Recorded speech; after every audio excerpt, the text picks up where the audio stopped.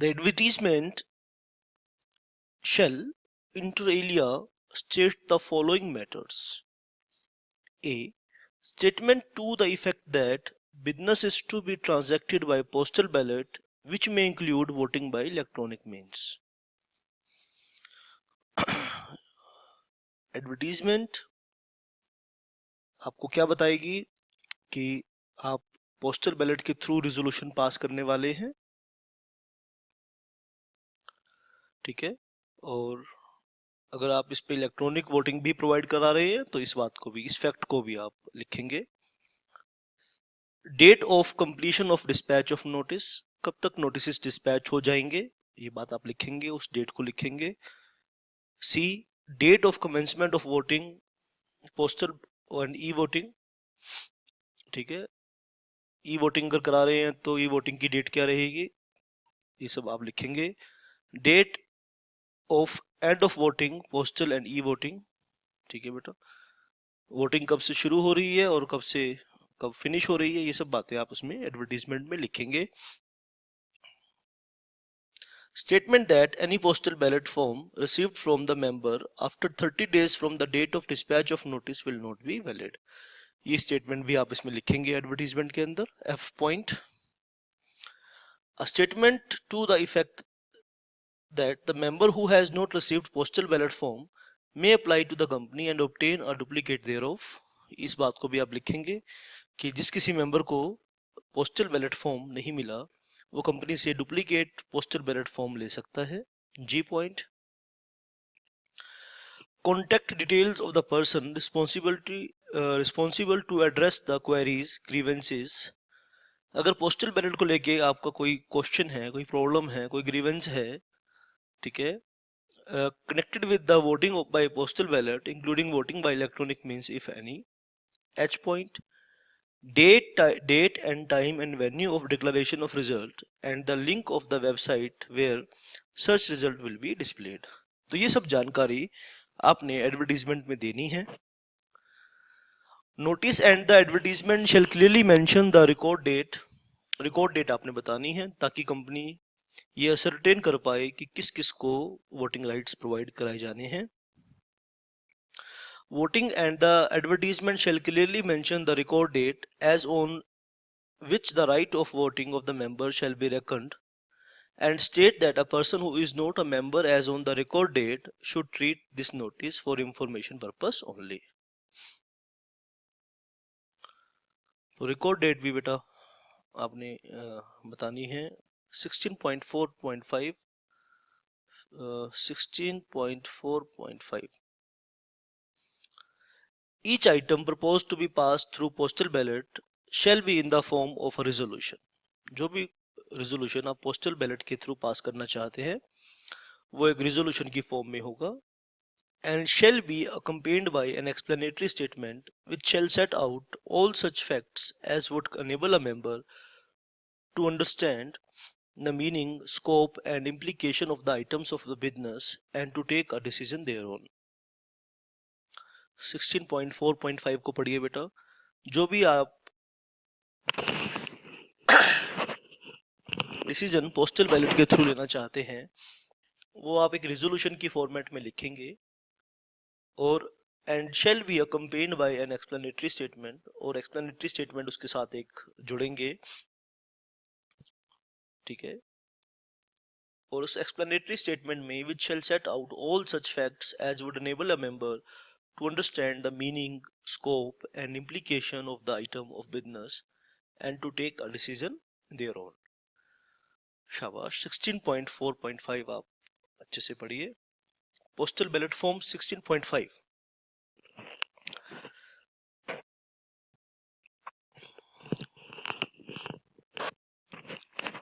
The postal ballot form shall be accompanied by a postage prepaid reply envelope addressed to the scrutinizer. यानी postal ballot form के साथ एक prepaid letter होगा जिसपे स्क्रूटनाइजर का address लिखा हुआ होगा। 16.5.1 बेटा आप ध्यान से पढ़ लीजिए इस पॉइंट को। किसी भी पॉइंट में प्रॉब्लम है आप मुझे फोन करके पूछ सकते हैं। 16.5.1 9818050252 इज माई फोन नंबर बेटा। आप इस नंबर पे फोन कीजिए, व्हाट्सएप कर लीजिए। अगर आप मेरे स्टूडेंट हैं, शाबाश, आप फोन करके मुझसे पूछ सकते हैं। A single postal ballot form may provide for multiple items of business to be transacted. A single ballot form may provide for multiple items of business to be transacted.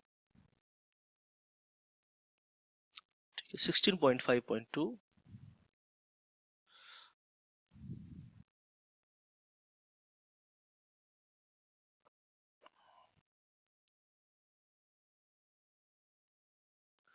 The postal ballot form shall contain instructions. The postal ballot form shall contain instructions as to manner in which the form is to be completed, assent or dissent is to be recorded, and its return to the scrutinizer. Postal ballot form में सभी instructions होंगी कि कैसे आपने form को complete करना है। अपनी हाँ रजामंदी अगर आप हाँ करना चाहते हैं तो कैसे लिखनी करनी है, अगर आप ना करना चाहते हैं तो कैसे रेजोल्यूशन पे आपने ना करनी है, वो सब डिटेल इंस्ट्रक्शंस लिखी होंगी। पोस्टल बैलेट फॉर्म में specify instances in which such form shall be treated as invalid or rejected and procedure for issue of duplicate postal ballot forms. Postal ballot form में ये भी लिखा होगा कि किन सिचुएशंस में पोस्टल बैलेट फॉर्म को इनवैलिड माना जाएगा या रिजेक्टेड माना जाएगा। और उसके बाद अगर आप डुप्लीकेट शेयर सर्टिफिकेट लेना चाहते हैं, you want to take duplicate share certificates, तो वो आप कैसे ले सकते हैं, ये भी इसमें पोस्टल बैलेट फॉर्म में ये वाली बात भी प्रोवाइड की जाएगी।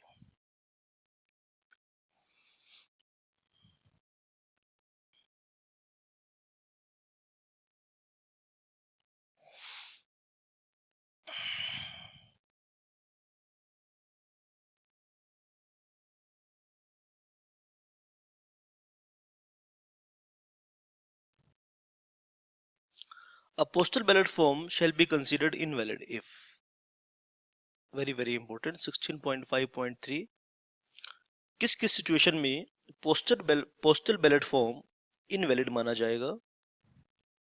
A form other than one issued by the company has been used. अगर आपने कोई पोस्टल बैलेट फॉर्म यूज किया है जो कंपनी ने नहीं भेजा तो आपके पोस्टल बैलेट को इनवैलिड माना जाएगा। It has been signed by or on behalf of the member. It has not been signed by or on behalf of the member.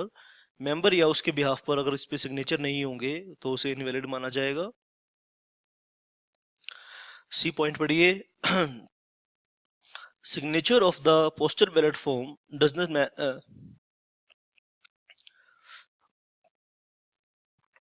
C point पढ़िए बेटा। Signature on the postal ballot form does not match the specimen signature with the company, invalid माना जाएगा। It is not possible to determine without any doubt the assent or dissent of the member. Postal ballot form को देखकर ये पता नहीं चल पा रहा कि मेंबर ने इस पे हाँ की है कि ना की है, असेंट किया है या डिसेंट किया है, ये पढ़कर पता नहीं चल पा रहा है। डी पॉइंट को ध्यान से पढ़िए बेटा। तो डी पॉइंट को आप ध्यान से पढ़ेंगे तो पोस्टल बैलेट फॉर्म को इनवैलिड माना जाएगा। 16.5.3 में हम क्या पढ़ रहे हैं, हम ध्यान से आप नोट कर लीजिए। किन किन सिचुएशंस में पोस्टल बैलेट फॉर्म को इनवैलिड माना जाएगा। ई पॉइंट पढ़िए। नाइदर एसेंट और नोर डिसेंट इज मेंशन, ना तो हाँ की है ना तो ना की है, तो इनवैलिड माना जाएगा। ना हाँ की है ना की है। एफ पॉइंट पढ़िए। Any competent authority has given directions in writing to the company to freeze the voting rights of the member. किसी competent authority का इंस्ट्रक्शन आया है कि members की voting right सीज कर दिए जाए, फ्रीज कर दिए जाए, तो उसे invalid माना जाएगा। पॉइंट क्लोज नंबर जी पढ़िए। Envelope containing the postal ballot form is received after the last date prescribed. और लास्ट डेट जब निकल चुकी है उसके बाद आपका पोस्टल बैलेट फॉर्म रिसीव हुआ है स्क्रूटनाइजर को, तो आपका पोस्टल बैलेट फॉर्म इनवैलिड माना जाएगा। एच पॉइंट पढ़िए। Postal ballot form signed in a representative capacity is not accompanied by a certified copy of the relevant specific authority. अगर शेयर होल्डर के बिहाफ पर किसी ने रिप्रेजेंटेटिव कैपेसिटी में उसे साइन किया है तो certified copy of relevant specific authority, मतलब जैसे मान लीजिए कंपनी का जो साइन करने वाला है वो अपने आप को कंपनी का रिप्रेजेंटेटिव बता रहा है, लेकिन कंपनी का अथॉरिटी लेटर नहीं है, या स्पेसिफिक अथॉरिटी का जिसके बिहाफ पर उसे शेयर होल्डर जिसके बिहाफ पर पोस्टल बैलेट को साइन किया जा रहा है, अथॉरिटी लेटर नहीं साथ में अटैच किया गया है, तो इसे इनवैलिड माना जाएगा, पोस्टल बैलेट फॉर्म को इनवैलिड माना जाएगा। एच पॉइंट ध्यान से पढ़ लीजिए बेटा, कोई डाउट है तो आप पूछेंगे मुझसे बेटा। एच पॉइंट यानी आप रिप्रेजेंटेटिव कैपेसिटी में साइन कर रहे हैं पोस्टल बैलेट को, और जिसके रिप्रेजेंटेटिव हैं आप, वहां से आपको अथॉरिटी लेटर लेना पड़ेगा और साथ अटैच करना पड़ेगा। अगर वो नहीं होगा तो इनवैलिड माना जाएगा। It is received from a member who is in arrear of payment of calls, ऐसे मेंबर से मिला है जिसे it is received from a member who is in arrear of payment of calls and IJ. It is defaced or mutilated in such a way that its identity as a genuine firm cannot be established. And member has made any amendment to the resolution or imposed any condition while decision exercising his vote. Resolution जो draft resolution आपके पास भेजा गया था उसमें छेड़छाड़ करी है member ने, तो इन सब सिचुएशन में रेजोल्यूशन को इनवैलिड माना जाएगा। A postal ballot form which is otherwise complete in all respects and is lodged within the prescribed time limit but is undated shall be considered valid. शाबाश। EPQ क्वेश्चन नोट कर लीजिए बेटा, please mention EPQ question. Undated postal ballot form, बाकी जिसमें सब बातें ठीक है, अगर डेट नहीं लिखा तो उसे वैलिड माना जाएगा। डिक्लेरेशन ऑफ रिजल्ट पढ़ेंगे 16.6। डिक्लेरेशन ऑफ रिजल्ट 16.6.1 पढ़ेंगे बेटा, ध्यान से पढ़िए। Based on the scrutiniser's report, chairman और any other director authorised by him shall declare the result of the postal ballot on the date, time and venue specified in the notice, with the details of the number of votes cast for and against the resolution, invalid votes, and that the final result as to whether the resolution has been carried or not। ठीक है बेटा, कौन declare करेगा? Chairman declare करेगा या फिर कोई और director authorised by him shall declare the result of postal ballot.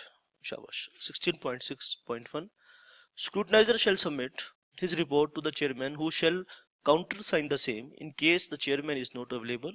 For such purpose, report by the scrutinizer shall be submitted to any other director who is authorized by the board to receive such report, who shall countersign the scrutinizer's report on behalf of the chairman। 16.6.1 तक हम करेंगे बेटा, कोई भी doubt है आप इस पे पूछेंगे। शाबाश बेटा।